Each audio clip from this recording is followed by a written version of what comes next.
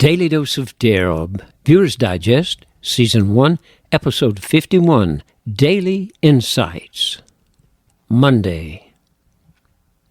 Years ago, there was a balloon fest in Alamance County, and recently it's been resurrected by a group of people called the Alco Vets. That's Alamance County Veterans.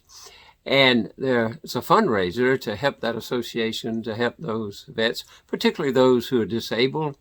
The picture that I took, the one of them that I'm sharing today, at that event highlights the fact that there's some military people involved in that.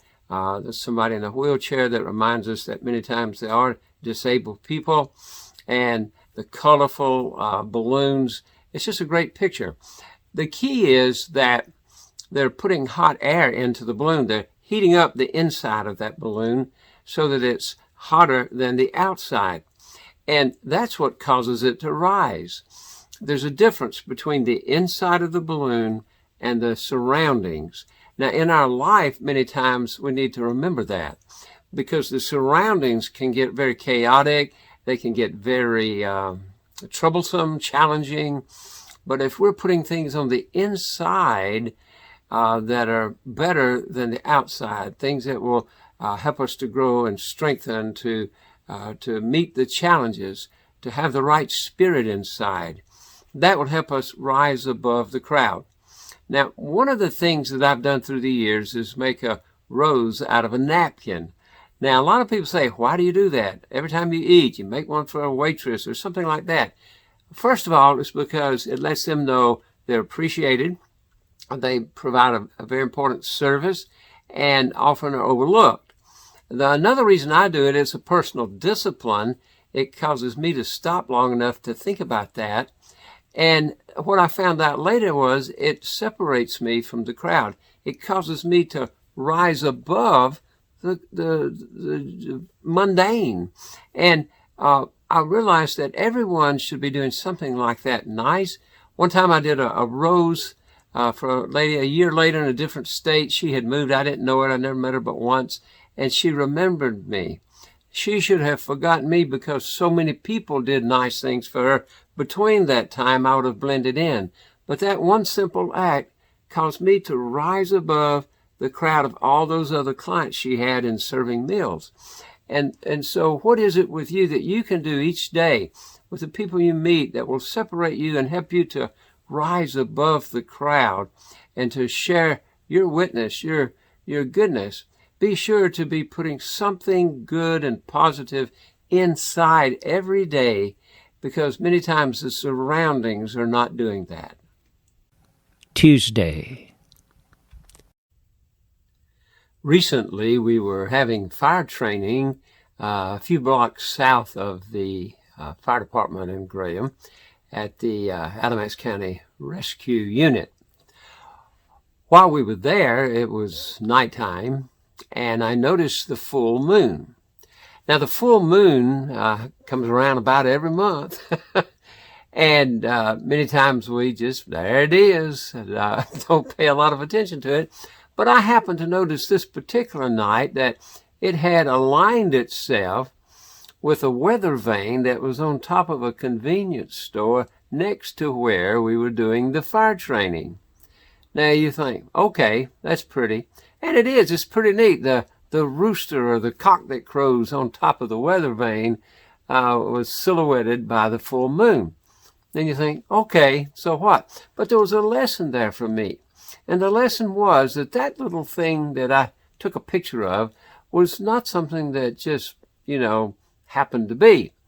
That sun that shines, no matter whether we see it or not, constantly with all the energy and light, was sending that out. It happened to go over and it bounced off the surface of the moon, which doesn't shine on its own. And as it bounced off the surface of the moon, it illuminated that moon so that it was in such a configuration that we could see the whole round surface. And that light was reflected down to us. And as it came down to us, it came to that spot where I was standing and where that little weather vane was in between us. And you could see that beautiful picture.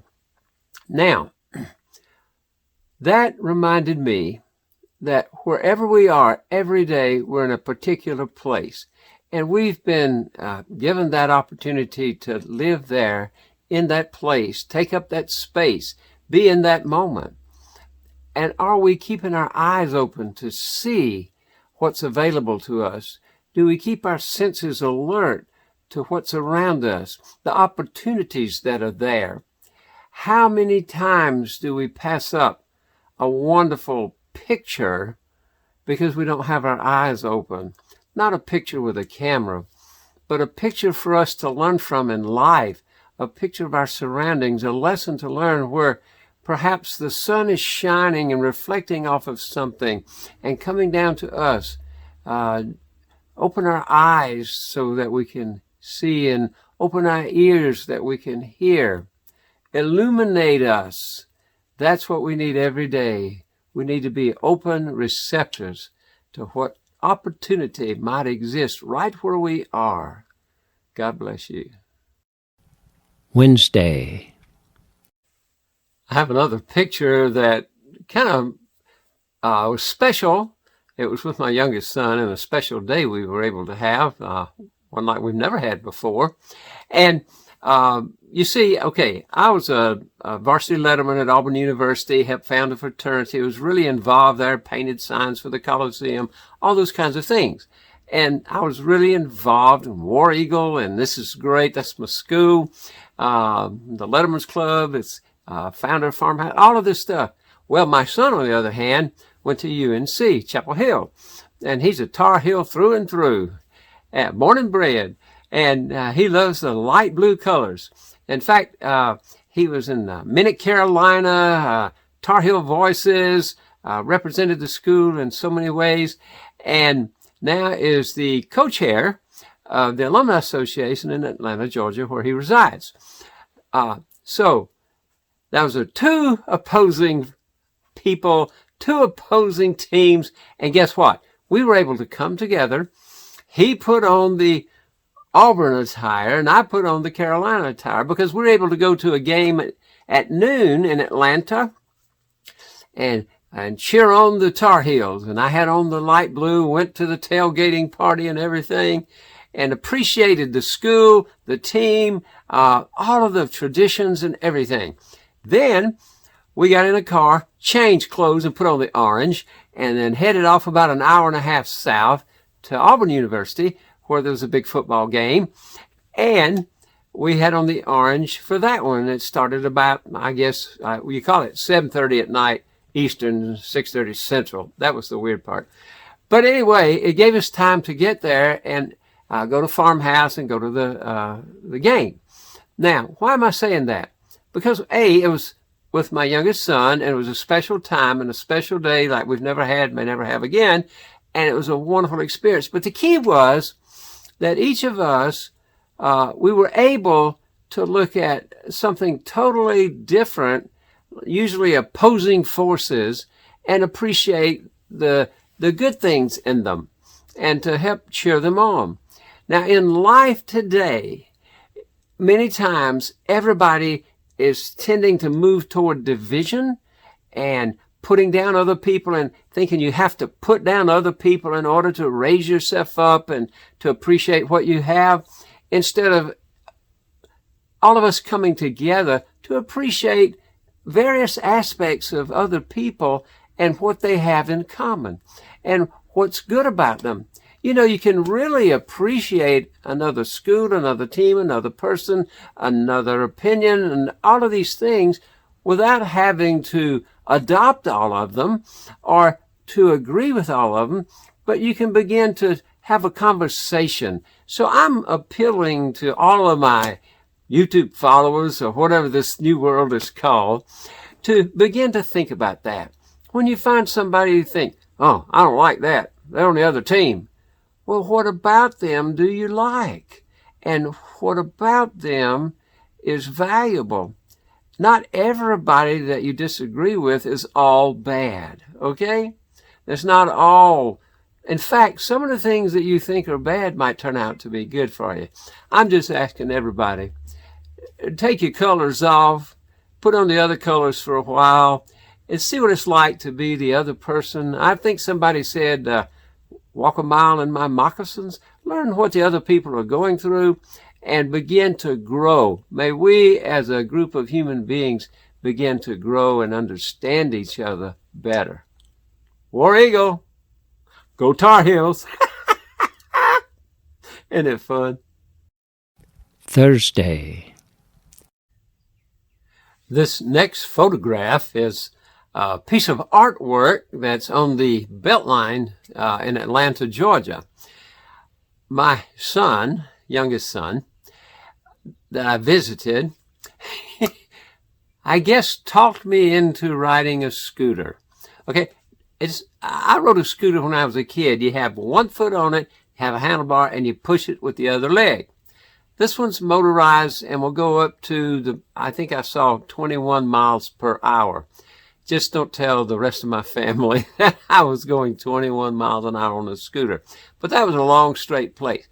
The key is, in doing that, we went around a thing called the Beltline in Atlanta. There's about 22 miles of unused railroad bed. It's one of the largest urban development things where all kinds of things are built, restaurants, entertainment venues, and it's paved, and people walk, bicycle, scooter, roller skates, all of those things.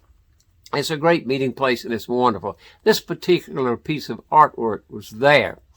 Now, I looked at that thing, and the road bed, the railroad bed that's not used anymore, is being refurbished, recycled, and reused for something positive and good. And also, this particular statue, I looked closer. It's a funny statue, but if you look closer, it's all kinds of little parts and gadgets and unused pieces of equipment, and it's where the artist has taken all of this stuff that's going to be thrown on the trash heap of life and has put it together in a form that has created a piece of artwork that's humorous, it's attractive, it's appealing, it catches your eye as you walk by or scooter by, and you have to stop and look closer, and it's shared with all the many people that will come by there. So the reason I'm talking about that is in our lives, there are many times that we sometimes put other people on the trash heap. We trash them, and we need to take them back out in those relationships and recycle them. Oftentimes we do that to ourselves. There are parts in our lives that we tend to trash and think we're worthless, we're useless, whatever it might be, and we need to take that and begin to recycle that. You know, the God I serve is the great recycler. He's taken an entire creation of human beings, from my point of view, that pretty much trashed themselves, and he said, I'm gonna recycle you. Yeah. And that's why I have such a positive outlook on life and how I can deal with so much junk in life is because I know the one that was the great artist, the great creator, has done that for all of us. And we're kind of all in the same trash heap, and he's wanting to take us all out and give us new life and new vision, new purpose. And so for you today, whatever your faith is, whatever your thoughts are, and you say, well, I don't have faith. If you're driving a car, you've got faith that somebody put all those little nuts and bolts back on right on your wheels and steering columns. So we're all walking by faith and not by sight. But what's your faith in? And are you willing now to become a part of that process of recycling not only parts of yourself, but those around you, and adding new life and new purpose to them too? God bless you. Friday. One of the things I visited while I was in Atlanta was Oakland Cemetery. It's got to be one of the largest around, and it's also one of the oldest. It's got just almost every kind of person buried there throughout history. And it's on a very high spot overlooking modern Atlanta. And some of the things that stood out to me was the architecture. There were so many places that were like mausoleums and a variety of little concrete, artistically made, almost like little churches or chapels where people were buried. And they had the name of the family on it, and then they had their name. Sometimes there's 4, 5, or 6 people in there. Now, what stood out to me, as beautiful as it was an effort to try to preserve their memory, to try to preserve who they were and what kind of impact they perhaps made on the world. And yet, I don't know any of them. Most people that go by there don't know any of them, and they've been gone a long time. So it made me stop and think, what are we doing with the time that we have? You see, the most important things that we do, we are doing right now. What you do right now in this moment makes an impact. This is the time where we have to make a good, positive impact on other people, on this world. And our legacy is more in what we do now than what we're remembered for. How we somehow help change lives for the better, to help things become like good when they weren't so good. And so let's let these beautiful pictures that I've seen and I've shared help us realize how important it is to do something now, right now. We'll all end up in a place like this one day. 100 years from now, who's going to know us, right? Oh, now we know some people in entertainment now because we have films. These YouTube things perhaps will go on beyond us a little bit and help other generations. But the time we have from when we're born until we die on this earth, those are the most precious moments. Let's each of us ask ourselves today, what are we doing with our time? How are we doing it? How are we becoming productive? And as we do that, get excited about the possibilities. They're all around us. Keep your eyes open. Keep your ears open. Get ready. You have a chance now to make a positive impact on the next person you run into. God bless you. Saturday Summary. Monday. It is what we put inside that helps us rise to new heights. Tuesday. We can train our eyes to have the vision that captures beauty that others may never experience. Wednesday. It is possible for opposing entities to value and appreciate each other's strengths and produce a stronger force. Thursday.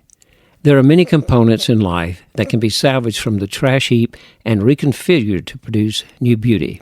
Friday. The consistent impact that we make moment by moment is more valuable than being remembered in the distant future. Act now. Sunday Silence. What have you taken inside this week to make you rise higher than that which surrounds you? Pause and reflect. How have you been open to seeing the beauty that many may have missed? Pause and reflect. How have you helped opposing parties come closer together this week? Pause and reflect. How have you helped bring something beautiful out of things that seem destined for the trash heap? Pause and reflect. How have you made the most of each moment that you have been given this week? Pause and reflect.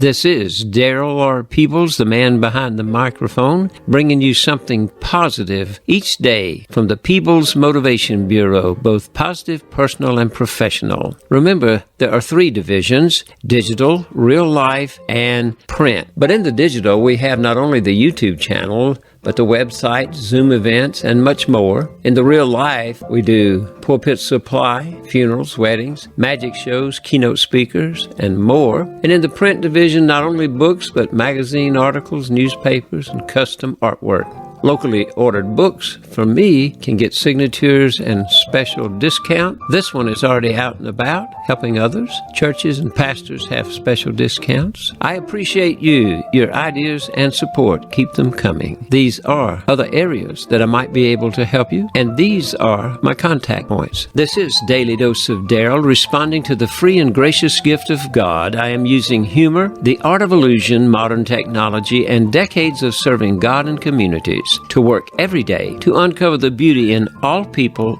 and experiences coming my way, endeavoring to educate, entertain, and inspire. Each dose on this channel can help move us toward a better, healthier, and more informed mind, body, and spirit. I'm excited to be a small part of the expanding of our capacity to learn, love, and forgive, and together leave this world a better place for all. God bless you.